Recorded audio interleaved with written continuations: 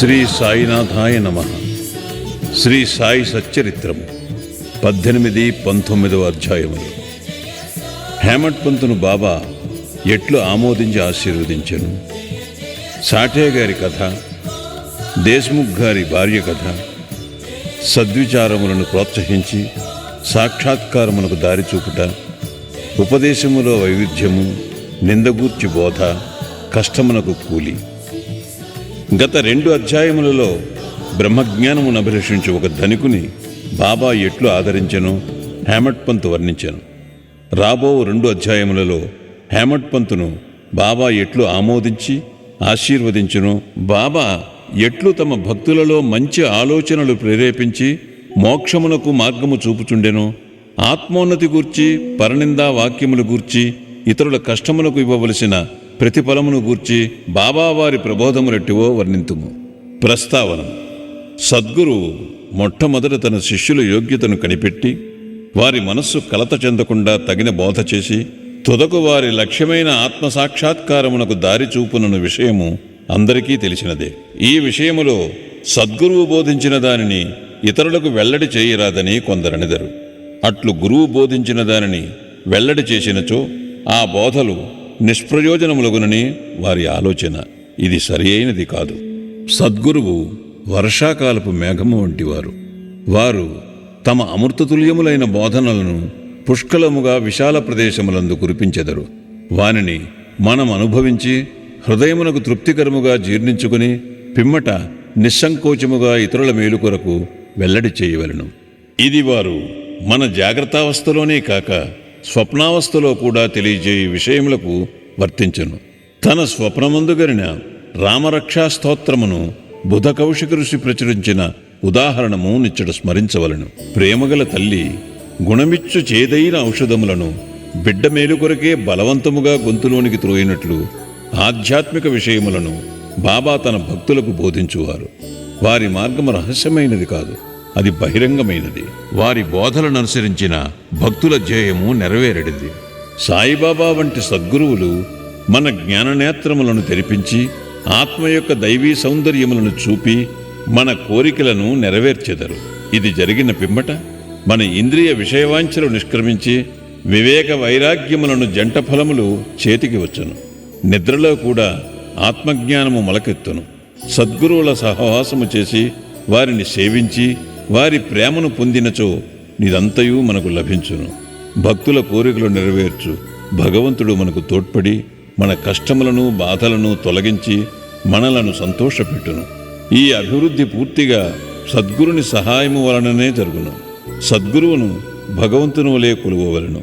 కాబట్టి మనము సద్గురువును వెతకవలెను, వారి కథలను వినవలెను, వారి పాదములకు సాష్టాంగ నమస్కారము చేసి వారి సేవ చేయవలెను.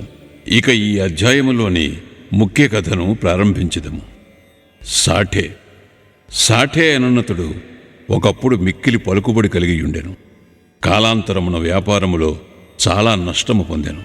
అంతేకాక మరికొన్ని సమస్యలు అతనిని చీకాకుపరిచెను. అందుచేనతడు విచారగ్రస్తుడయ్యను, విరక్తి చెందెను. మనస్సు చెడి చెంచలమగుటిచే ఇల్లు విడిచి చాలా దూరము పోవాలననుకొనెను. మానవుడు సాధారణముగా భగవంతుని గూర్చి చింతించడు గాని కష్టములు, నష్టములు, దుఃఖములు చుట్టుకొనినప్పుడు భగవంతుని ధ్యానము చేసి విముక్తి పొందుటకు ప్రార్థించెను. వాని పాపకర్మలు ముగియవేళకు భగవంతుడు వానికొక యోగీశ్వరునితో కలుసుకొనుట సంభవింపచేయును. వారు తగిన సలహానిచ్చి వాని క్షేమమును చూచెదరు. సాఠే గారికి కూడా అట్టి అనుభవము కలిగెను. అతని స్నేహితులు షిరిడీకి వెళ్ళమని సలహా ఇచ్చిరి. అచ్చట సాయిబాబాను దర్శించి అనేక మంది శాంతి పొందుచుండిరి. వారి కోరికలు కూడా నెరవేరుచుండెను. సాఠే గారికి ఇది నచ్చెను. వెంటనే 1917వ సంవత్సరంలో షిరిడీకి వచ్చాను. అచ్చట శాశ్వత బ్రహ్మవలే స్వయం ప్రకాశుడై నిర్మలుడు శుద్ధ స్వరూపుడునగు సాయిబాబాను చూచిన వెంటనే అతనికి మనశ్చాంచల్యము తగ్గిపోయి శాంతి కలిగెను. వాని పూర్వజన్మ పుణ్యము వలన బాబా యొక్క పవిత్రమైన పాదసేవ లభించెను. అతడు గొప్ప మనోబలము గలవాడుకుటచే వెంటనే గురుచరిత్రము పారాయణము మొదలుపెట్టాను. 7 రోజులలో చరిత్ర చదువుట పూర్తి కాగానే బాబా ఆనాడు రాత్రి అతనికొక దృష్టాంతమును చూపాను. అది ఇట్లుండెను. బాబా గురుచరిత్రము చేతిలో పట్టుకొని దానిలోని విషయములను ఎదుట కూర్చున్న సాఠేకు బోధించుచున్నట్లు అతను దానిని శ్రద్ధగా వినుచున్నట్లు చూపాను. సాఠే నిద్ర నుంచి లేచిన వెంటనే కలను జ్ఞాపకముంచుకొనెను. మిగులు సంతోషించాను. అజ్ఞానమనే నిద్రలో గుర్రు పెట్టి నిద్రపోవచ్చున్న తన వంటి వారిని లేపి గురుచరితామృతమును రుచిచూపుట బాబా యొక్క దయార్థ హృదయమే కదా అనుకొనెను. ఆ మరుసటి దినము ఆ దృశ్యమును కాకాసాహెబ్ దీక్షితుకు తెలియజేసి దాని భావమేమైయుండునో సాయిబాబానడిగి తెలుసుకునమనెను. 1 సప్తాహము చాలునో లేక ఇంకొక సప్తాహము పారాయణము చేయవలెనో కనుగొనమనెను. కాకాసాహెబ్ సమయము చూచి బాబాను ఇట్లడిగాను. ఓ దేవా, ఈ దృశ్యము వలన సాఠేకు ఏమని చెప్ప నిశ్చయించితివి? అతడు ఊరుకొనవలెనా లేక ఇంకొక సప్తాహము పారాయణము చేయవలెనా? అతడు అమాయక భక్తుడు. అతని కోరిక నెరవేరవలను. అతనికి దృష్టాంతమును బోధించవలను. వానిని ఆశీర్వదింపుడు అనెను. అందుకు బాబా, అతడు గురుచరిత్రం ఇంకొక సప్తాహము పారాయణ చేయవలను. ఆ గ్రంథమునే జాగ్రత్తగా పఠించినచో అతడు పావనుడగును, మేలు పొందగలడు. భగవంతుడు ప్రీతి చెంది వానిని ప్రపంచబంధముల నుండి తప్పించును అనెను. ఆ సమయమున హేమాడ్ పంత్ అచ్చట ఉండి బాబా కాళ్ళు నొత్తుచుండెను. బాబా పలుకులు విని అతడు తన మనస్సులో ఇట్లనుకొనెను. సాఠే 1 వారమే పారాయణ చేసి ఫలితమును పొందెనా? నేను 40 సంవత్సరముల నుంచి పారాయణ చేయుచున్నాను, కానీ నాకు ఫలితం లేదు కదా. అతడిక్కడ 7 దినములు మాత్రమే నివసించాను. నేను 7 సంవత్సరముల నుంచి ఉన్నాను. నా ప్రయత్నములు నిష్ఫలమా ఏమి? చాతకపక్షి మేఘము నుంచి పొడు నీటి బిందువునికై కనిపెట్టుకుని ఉన్నట్లు నేను కూడా బాబా తమ దయామృతమును నాపై వర్షించెదరని, వారి బోధనలచే నన్ను ఆశీర్వదించెదరని కనిపెట్టుకుని ఉన్నాను. ఈ ఆలోచన వాని మనస్సులో మెదిలిన వెంటనే బాబా దానిని గ్రహించెను. భక్తుల మనస్సులలో నుండి ఆలోచనలన్నీ బాబా గ్రహించెడివారు. అంతేకాక చెడ్డ ఆలోచనలను అణచుచు మంచి ఆలోచనలను ప్రోత్సహించువారు. హేమాడ్ పంత్ మనస్సును కనిపెట్టి బాబా వానిని వెంటనే లేపి శ్యామా వద్దకు పోయి అతని వద్ద 15 రూపాయలు దక్షిణ తీసుకుని అతనితో కొంతసేపు మాట్లాడిన పిమ్మట రమ్మనెను. బాబా మనస్సున కారుణ్యోదయమయ్యను. కాన వారిట్లా ఆజ్ఞాపించిరి. బాబా ఆజ్ఞను జవదాటగల వారెవరు? హేమాడ్ పంత్ వెంటనే మసీదు విడిచి శ్యామా గృహమునకు పోయాను. అప్పుడే అతడు స్నానము చేసి దోవది కట్టుకుని చుండెను. అతడు బయటకు వచ్చి హేమాడ్ పంతునిట్లడిగెను. మధ్యాహ్నహారతి సమయమందు మీరిక్కడ ఎలాగున్నారు? మీరు మసీదు నుండి వచ్చిచున్నట్లున్నదే. మీరేలా చికాకుతో చంచలముగనున్నారు? మీరొంటరిగా వచ్చినారేలా? కొంతసేపు కూర్చొని విశ్రాంతి చెందుడు. నా పూజను ముగించుకుని వచ్చేదను. ఈలోగా తాంబూలము వేసుకునుడు. పిమ్మట ఆనందముగా కొంతసేపు కూర్చొని మాట్లాడుకొనిదెము. ఇట్లనుచూ అతడు లోనికి పోయాను. హేమాడ్ పంత్ ముందర వసారాలో కూర్చొనెను. కిటికీలో ఏకనాథ భాగవతమును ప్రసిద్ధ మరాఠీ గ్రంథముండెను. ఇది భాగవతములోని 11వ స్కంధమునకు ఏకనాథుడు వ్రాసిన వ్యాఖ్యానము. సాయిబాబా సిఫార్సు చేయుటచే బాపూసాహెబ్ దీక్షిత్ శ్రీకృష్ణునకు అర్జునునకు జరిగిన సంభాషణ రూపమైన భగవద్గీత, దాని మరాఠీ వ్యాఖ్యానమైన భావార్థ దీపిక జ్ఞానేశ్వరి, శ్రీకృష్ణునకు అతని సేవకుడుకు ఉద్ధవునకు జరిగిన సంభాషణ రూపమైన ఏకనాథ భాగవతము మరియు భావార్థ రామాయణమును నిత్యము షిరిడీలో చదువుచుండేవారు. భక్తులు వచ్చి బాబాను ఏదైనా ప్రశ్నలు వేసినప్పుడు బాబా కొంతవరకు జవాబిచ్చి అటుపైన వారిని ఆ గ్రంథముల పారాయణమును వినుమని పంపుచుండెను. ఈ గ్రంథములే భాగవత ధర్మములోని ముఖ్య గ్రంథములు.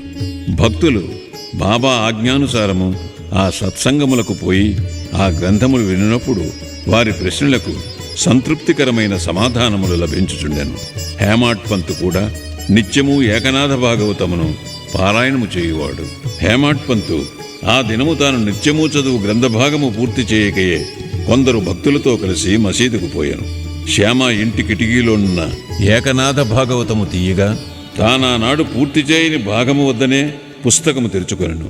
తన నిత్యపారాయణము పూర్తి చేయుటకే కాబోలు బాబా తన నచ్చటకు పంపినని హేమాడ్ పంత్ అనుకునెను.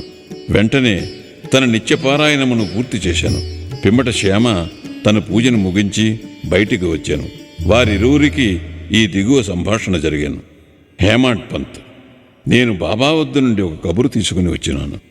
బాబా నీ వద్ద నుండి 15 రూపాయలు దక్షిణ తీసుకుని రమ్మని నన్ను ఆజ్ఞాపించి ఉన్నారు. అంతేకాదు, కొంతసేపు నీతో కూర్చుని మాట్లాడిన పిమ్మట మసీదుకు రమ్మని చెప్పిరి. శ్యామ ఆశ్చర్యముతో, నా వద్ద డబ్బు లేదు, నా 15 సాష్టాంగ నమస్కారములు పైకమునకు బదులుగా బాబాకు సమర్పింపు. హేమాడ్ పంత్, సరే, నీ నమస్కారములు ఆమోదించబడెను. మనము కూర్చుని కొంతసేపు మాట్లాడుకునేదేమో. మన పాపములను నశింపచేయనట్టి బాబా లీలలను కథలను చెప్పము. శ్యామ, అయితే కొంతసేపు కూర్చునము. ఈ బాబా లీలలు మిక్కిలి ఆశ్చర్యకరమైనవని నీకిదివరకే తెలియను. నేను పల్లెటూరివాడను, నీవా చదువుకున్న పట్టణవాసివి. నీవిక్కడికి వచ్చిన తరువాత కొన్ని లీలలను చూచియే ఎందువు. వానిని నీ ముందు నేనెట్లు వర్ణించగలను? సరే, ఈ తమలపాకులు వక్కా సున్నము తీసుకుని తాంబూలము వేసుకును. నేను లోపలకు పోయి దుస్తులు ధరించి వచ్చేదను. కొద్ది నిమిషములలో శ్యామ బయటికి వచ్చి హేమాడ్ పంతుతో మాట్లాడుచూ కూర్చునను. అతడిట్లనియను, ఈ బాబా లీల కనుగొన శక్యము కానిది. వారి లీలలకు అంతులేదు. వారినెవరు గమనించగలరు? వారి లీలలతో వినోదించున్నట్లగుపడినను వారు వానినంటినట్లు కనిపించరు. మా వంటి జానపదులకు ఏమి తెలియను? బాబాయే ఈ కథలను ఎందుకు చెప్పరాదు? మీ వంటి పండితులను నా వంటి పామరుని వద్దకు ఏల పంపుచున్నారు. వారి మార్గములు ఊహింపరానివి. అవి మానవుని చేష్టలు కావని చెప్పగలను. ఈ ఉపోద్ఘాతముతో శ్యామ ఇట్లా నేను, నాకొక కథ జ్ఞాపకమునకు వచ్చుచున్నది. అది నీకు చెప్పేదను. నాకది స్వయంగా తెలియను. భక్తుడెంత మనోనిశ్చయముతో పట్టుదలతో నుండునో బాబా అంత త్వరగా వానికి సహాయపడును. ఒక్కొక్కప్పుడు బాబా భక్తులను కఠిన పరీక్ష చేసిన పిమ్మట వారికి ఉపదేశమునిచ్చును. ఇచ్చట ఉపదేశమనగా నిర్దేశము. ఉపదేశమున మాట విన్నతోడనే హేమాడ్ పంత్ మనస్సులో ఒక స్మృతి తళుక్కుమనను. వెంటనే సాఠే గారి గురుచరిత్ర పారాయణము జ్ఞప్తిగా వచ్చాను. తన మనస్సులకు శాంతి కలిగించే నిమిత్తము బాబా తన నచ్చటకు పంపియుండుననుకొనెను. అయినప్పటికీ ఈ భావం నడుచుకొని శ్యామా చెప్పు కథ వినుటకు సిద్ధపడెను. ఆ కథలన్నయు బాబాకు తన భక్తులందెట్టి దయాదాక్షిణ్యములు కలవో తెలుపును. వానిని వినగా హేమాడ్ పంతుకు ఒక విధమైన సంతోషము కలిగాను. శ్యామ ఈ దిగువ కథను చెప్పదొడంగాను. శ్రీమతి రాధాబాయి దేశ్ముఖ్. రాధాబాయి అను ఒక ముసలమ్మయుండెను. ఆమె కాశ్యాబా దేశ్ముఖ్ గారి తల్లి. బాబా ప్రఖ్యాతి విని ఆమె సంగమనేరు గ్రామ ప్రజలతో కలిసి షిరిడీకి వచ్చాను. బాబాను దర్శించి మిక్కిలి తృప్తి చెందాను. ఆమె బాబాను గాఢముగా ప్రేమించాను. బాబాను తన గురువుగా చేసుకుని ఏదైనా ఉపదేశమును పొందవలనని మనోనిశ్చయము చేసుకునేను. ఆమెకు ఇంకేమీ తెలియకుండాను. బాబా ఆమె సంకల్పమును ఆమోదించక తనకు మంత్రోపదేశము చేయనిచో ఉపవాసముండి చచ్చెదనని మనోనిశ్చయము చేసుకునను. ఆమె తన బసలోనే ఉండి భోజనము నీరు మానివేశెను. అట్లు 3 రోజులు గడిచెను. ఆమె పట్టుదలకు శ్యామ భయపడి ఆమె పక్షమున బాబాతో ఇట్లంటిని, దేవా, మీరేమి ప్రారంభించితిరి? నీవనేక మందినిచ్చటకు ఈడ్చెదవు. ఆ ముదుసలిని నీ వెరుగియే ఉందువు. ఆమె మిక్కిలి పట్టుదలగలది. ఆమె నీపైన ఆధారపడి ఉన్నది. ఆమె చచ్చు వరకు ఉపవసింప నిశ్చయించుకుని ఉన్నది. నీవు ఆమెను అనుగ్రహించి ఉపదేశమిచ్చినంత వరకు ఆమె తన నిరాహార దీక్షను మానదు. ఆమెకేమైనా హాని జరిగినచో ప్రజలు నిన్నే నిందింతురు. నీవు తగిన ఆదేశం ఇవ్వకపోవటచే ఆమె చచ్చినదని లోకులనిదరు. కాబట్టి ఆమెను కరుణించుము, ఆశీర్వదించుము, ఆమెకు తగిన దారి చూపుము. ఆమె మనోనిశ్చయము చూచి బాబా ఆమెను పిలిపించి ఈ క్రింది విధముగా బోధించాను. ఓ తల్లి, అనవసరమైన యాతనకేల పాట్పడి చావును కోరుచున్నావు. నీవు నిజముగా నా తల్లివి. నేను నీ బిడ్డను. నా యందు కనికరించి నేను చెప్పునది పూర్తిగా విను. నీకు నా వృత్తాంతమును చెప్పెదను. నీవు దానిని బాగా వినినచో నీకది మేలు చేయును. నాకొక గురువు ఉండెను.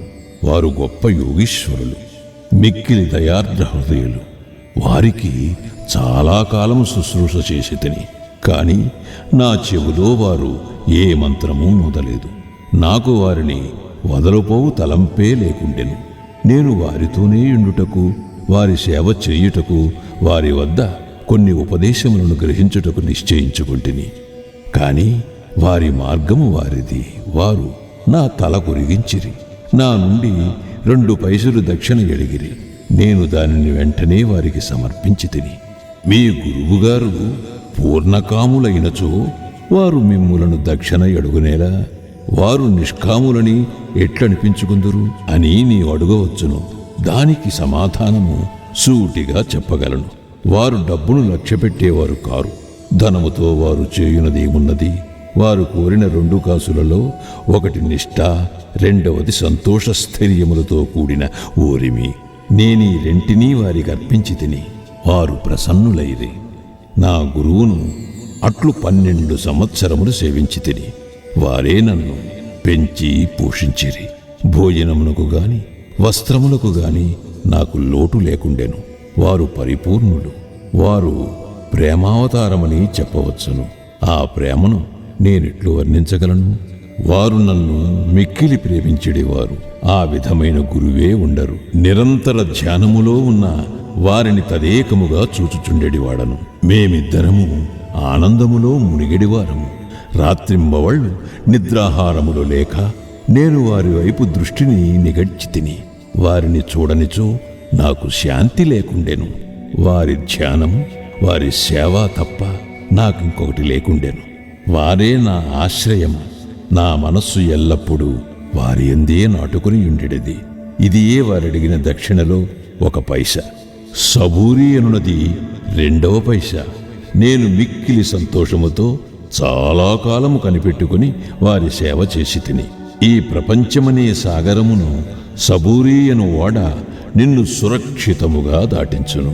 సబూరి అనున్నది అత్యంత ఉత్తమ లక్షణము. అది పాపములన్నిటినీ తొలగించును, కష్టములను పారద్రోలును, అనేక విధముల అవాంతరములను తొలగించి భయమును పారద్రోలును, తుదకు జయమును కలుగజేయును. సబూరి అనున్నది సుగుణములకు గని, మంచి ఆలోచనకు తోడు వంటిది. నిష్ఠ, సబూరి అనునవి అన్యోన్యమైన అక్కచెల్లెండ్ర వంటివి. నా గురువు నా నుండి ఇతరమేమీ ఆశించి ఉండలేదు. వారు నన్ను ఉపేక్షింపక సర్వకాల సర్వావస్థలయందు కాపాడుచుండెడివారు. నేను వారితో కలిసి ఉండెడివాడను.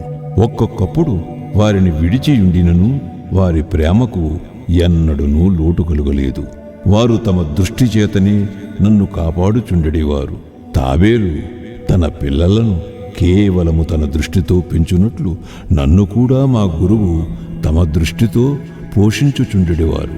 తల్లి తాబేలు 1 ఒడ్డున ఉండును, బిడ్డ తాబేలు 2వ ఒడ్డున ఉండును. తల్లి తాబేలు పిల్ల తాబేలుకు ఆహారము పెట్టుట గాని పాలిచ్చుట కాని చేయదు. తల్లి తన పిల్లలపై తన దృష్టిని పోనిచ్చును. పిల్లలెదిగి పెద్దవి అగును. అటులనే మా గురువు కూడా తమ దృష్టిని నా యందు నిలిపి నన్ను ప్రేమతో కాపాడిరి. ఓ తల్లి, నా గురువు నాకు మంత్రమేమీ ఉపదేశించలేదు. అటువంటప్పుడు నేను నీ చెవిలో మంత్రమెట్లు ఊదగలను? గురువు యొక్క ప్రేమమయమైన తావేలు చూపే మనకు సంతోషమునిచ్చునని జ్ఞాపకముంచుకునుము. మంత్రము గాని ఉపదేశము గాని ఎవ్వరి వద్ద నుండి గాని పొందుటకు యత్నించకము.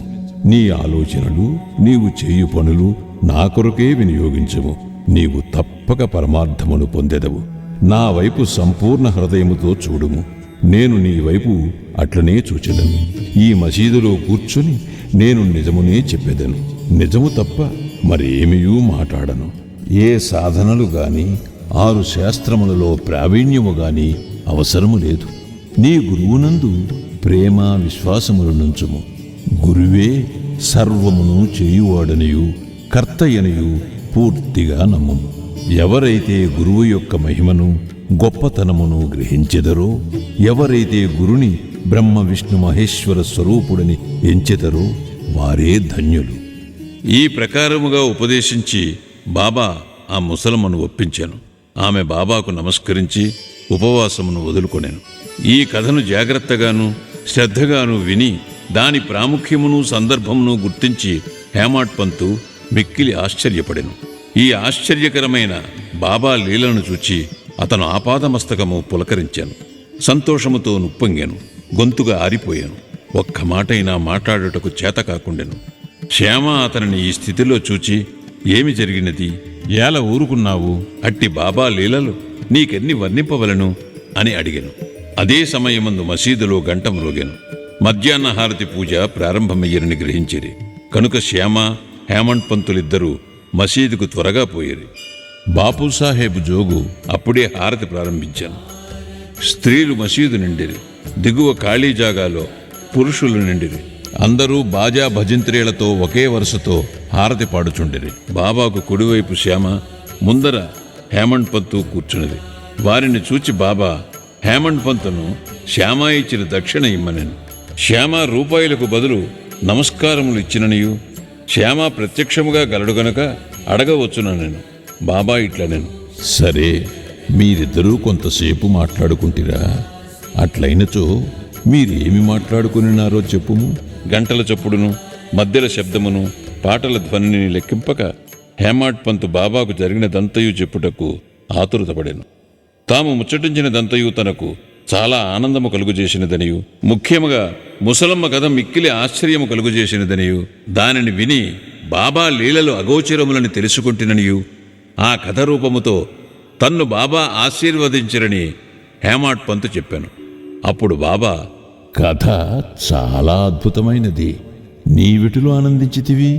నాకా విషయమై వివరములన్నీ చెప్పుము. అప్పుడు హేమంత్ పంత్ తానింతకు ముందు విన్న కథను పూర్తిగా బాబాకు వినిపించి, అది తన మనమునందు శాశ్వత ప్రభావమును కలిగించినదని చెప్పాను. ఇది విని బాబా మిగుల సంతసించెను. ఆ కథ నీకు నచ్చినదా? దాని ప్రాముఖ్యమును నీవు గుర్తించితివా అని బాబా హేమంత్ పంతును అడిగాను. అవును బాబా, నా మనశ్చాంచల్యము నిష్క్రమించినది. నాకు నిజమైన శాంతి, విశ్రాంతి కలిగినది. సత్యమార్గమును కనుగొనగలిగితిని అని హేమంత్ పంతు బదులిచ్చాను. బాబా ఇట్లు చెప్పాను, నా పద్ధతి మిక్కిలి విశిష్టమైనది. ఈ ఒక్క కథను జ్ఞప్తి ఎందుంచుకును. అది మిక్కిలి ఉపయోగించును. ఆత్మసాక్షాత్కారమునకు ధ్యానము అవసరం. దానిని అలవరుచుకున్నచో వృత్తులన్నీ శాంతించును. కోరికలన్నీ విడిచి నిష్కామివై నీవు సమస్త జీవరాశియందు గల భగవంతుని ధ్యానింపుము. మనస్సు ఏకాగ్రమైనచో లక్ష్యము నెరవేరును. సదా నా నిరాకార స్వభావమును ధ్యానింపుము. అదియే జ్ఞానస్వరూపము, చైతన్యము, ఆనందము. మీరిది చేయలేనిచో రాత్రింబగళ్ళు మీరు చూచుచున్న నా ఈ ఆకారమును ధ్యానింపుడు. అట్లు కొన్నాళ్లు చెయ్యగా మీ వృత్తులు కేంద్రీకృతమగును.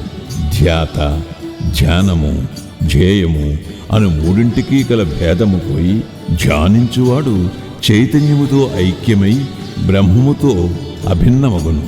తల్లి తాబేలు నదికి ఒక ఒడ్డున ఉండును, దాని పిల్లలు ఇంకొక ఒడ్డున ఉండును.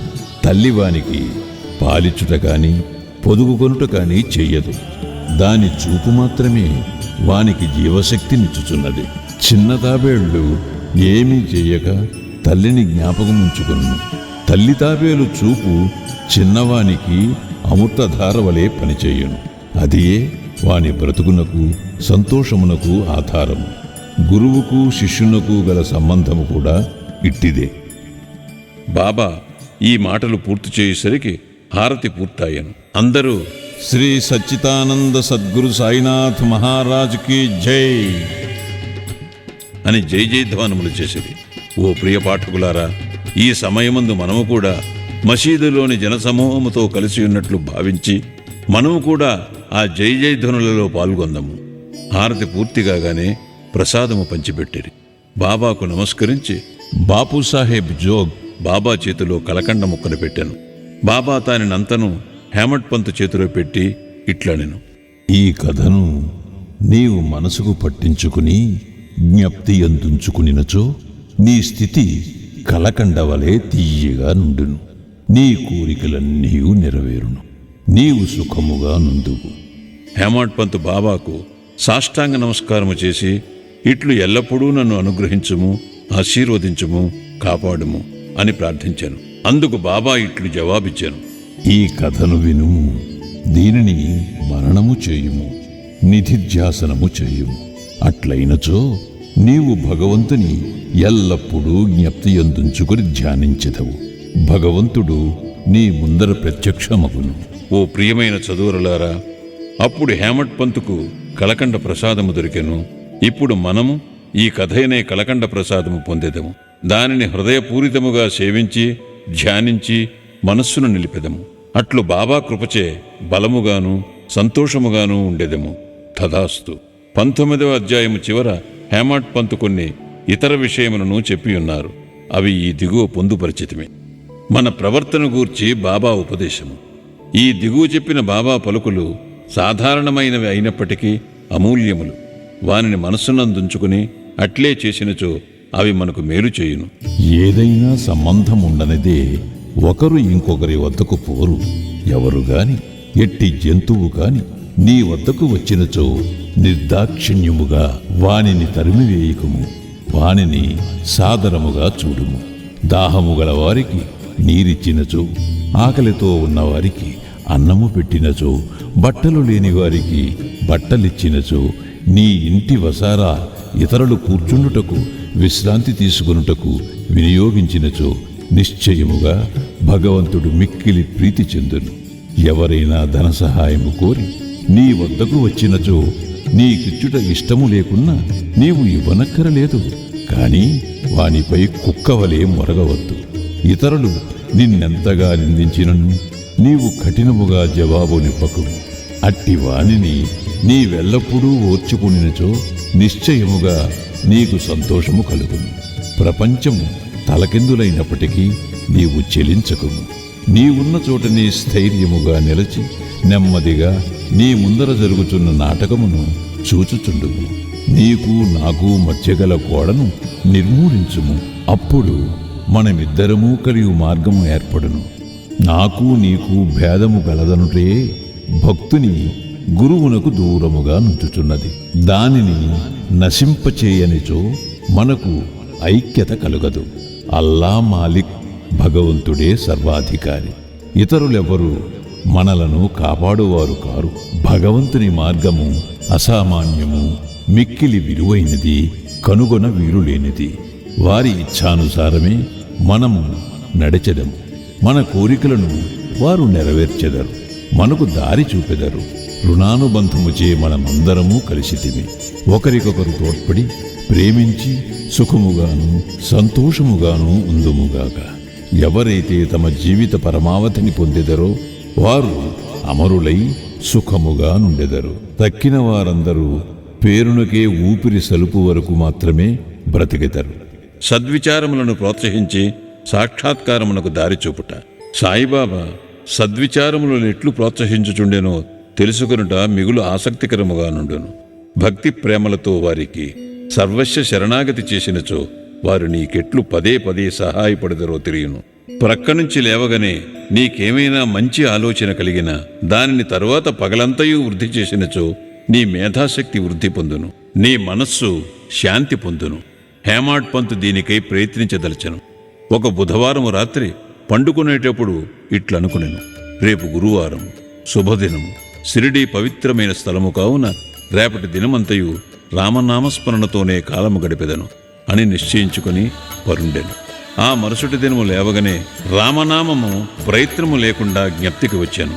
అతడు మిక్కిలి సంతసించాను. కాలకృత్యములు తీర్చుకుని పిమ్మట బాబాను చూచుటకు పువ్వులను తీసుకుని పోయాను. దీక్షితువాడ విడిచి బూటీవాడ దాటుచుండగా ఒక చక్కని పాట వినపడెను. ఔరంగాబాదు నుంచి వచ్చిన వాడొకడు మసీదులో బాబా ముందర పాడుచుండెను. అది ఏకనాథ్ మహారాజు రచించిన గురు కృపాంజనపాయు మేరే భాయి అనున్నది. గురువు కృపయను అంజనము లభించెను. దాని మూలమున తన కండ్లు తెరువబడిననియు దానిచే తాను శ్రీరాముని లోన బయట నిద్రావస్థలోనూ జాగ్రత్తావస్థలోనూ స్వప్నావస్థలోనూ అన్ని చోట్లను చూచితనని చెప్పెడు పాట యదే. అనేక పాటలుండగా బాబా భక్తుడగు ఔరంగాబాదు నివాసి ఈ పాట నేలపాడెను. ఇది సందర్భానుసారముగా బాబా చేసిన ఏర్పాటు కాదా?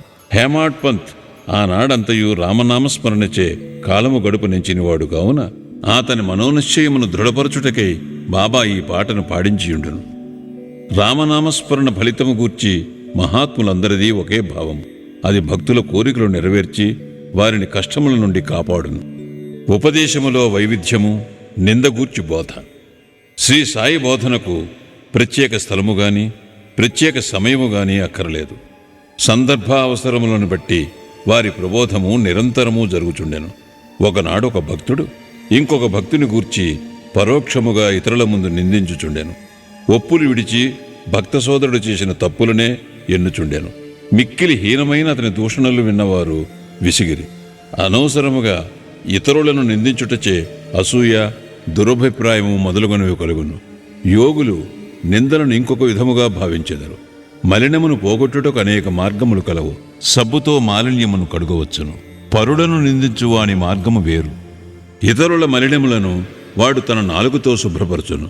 ఒక విధముగా వాడు నిందించువానికి సేవ చేయుచున్నాడు. ఎట్లన వాని మలినమును వీడు తన నాలుగుతో శుభ్రపరచుచున్నాడు. కావున తిట్టబడినవాడు తిట్టిన వానికి కృతజ్ఞతలు తెలుపవలను.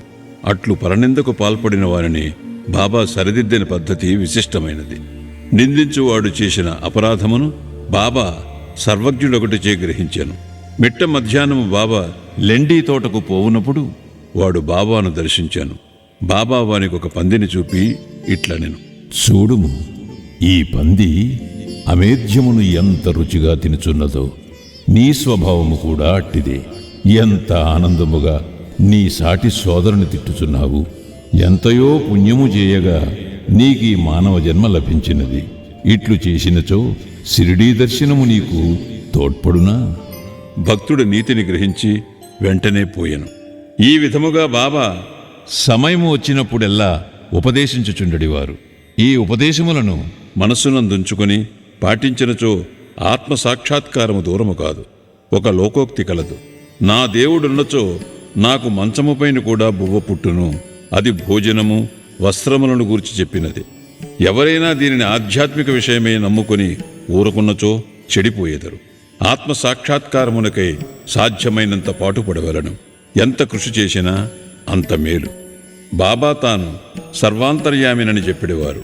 అన్నిటియందు అనగా భూమి, గాలి, దేశము, ప్రపంచము, వెలుతురు, స్వర్గములందు వారు గలరు. ఆయన అనంతుడు.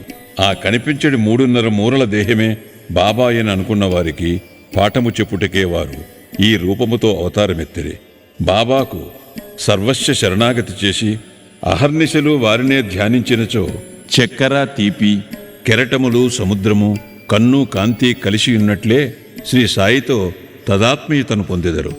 ఎవరైతే చావు పుట్టుకుల నుండి తప్పించుకొనుటకు ప్రయత్నించెదరో వారు శాంతము, స్థిరమైన మనస్సుతో ధార్మిక జీవనము గడుపవలను. ఇతరుల మనస్సు బాధించినట్లు మాట్లాడరాదు. మేలొనరించు పనులనే చేయుచుండవలను. తన కర్తవ్య కర్మలను ఆచరించుచు భగవంతునికి సర్వస్వ శరణాగతి చేయవలను. వాడు దేనికి భయపడనవసరము లేదు.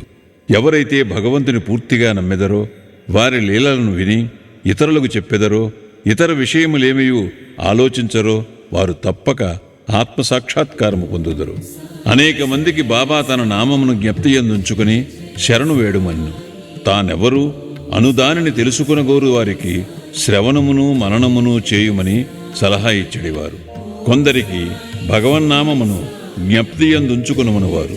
కొందరికి తమ లీలలు వినుట, కొందరికి తమ పాదపూజ, కొందరికి ఆధ్యాత్మ రామాయణము, జ్ఞానేశ్వరి మొదలగు గ్రంథములు చదువుట, కొందరికి తమ పాదముల వద్ద కూర్చునుమనుట, కొందరిని ఖండోపా మందిరమునకు పంపుట, కొందరికి విష్ణు సహస్రనామములు, కొందరికి చాందోగ్యోపనిషత్తు, భగవద్గీత పారాయణ చేయమని విధించుచుండెను. వారి ఉపదేశములకు పరిమితి లేదు, అడ్డు లేదు. కొందరికి స్వయముగా ఉపదేశమునిచ్చేవారు, కొందరికి స్వప్నములో నిచ్చేవారు. ఒక త్రాగుబోతుకు స్వప్నములో కనిపించి ఛాతీపైన కూర్చుని అదుముచు ఇక ఎన్నడూ త్రాగనని అతడు వాగ్దానము చేసిన పిమ్మట వదిలేరి. కొందరికి స్వప్నములో గురుబ్రహ్మాది మంత్రార్థములు బోధించిరి. ఒకడు హఠయోగము చేయుచుండగా దానిని మానుమనిది. వారి మార్గములను చెప్పుట కలవి కాదు. ప్రపంచ విషయములలో తమ ఆచరణలే ఉదాహరణముగా బోధించువారు. అట్టి వానిలో ఒకటి పనికి తగిన ప్రతిఫలం. బాబా ఒకనాడు మిట్ట మధ్యాహ్నం రాధాకృష్ణమాయి ఇంటి సమీపమునకు వచ్చి, నిచ్చెన తీసుకొని రమ్ము అనెను. ఒకడు పోయి దానిని తెచ్చి ఇంటికి చేరవేశాను. బాబా వామన్ గోండ్కర్ ఇంటి పైకప్పు ఎక్కి రాధాకృష్ణమాయి ఇంటి పైకప్పును దాటి ఇంకొక ప్రక్క దిగెను. బాబా అభిప్రాయమేమో ఎవరికీ తెలియలేదు. రాధాకృష్ణమాయి మలేరియా జ్వరముతో నుండెను.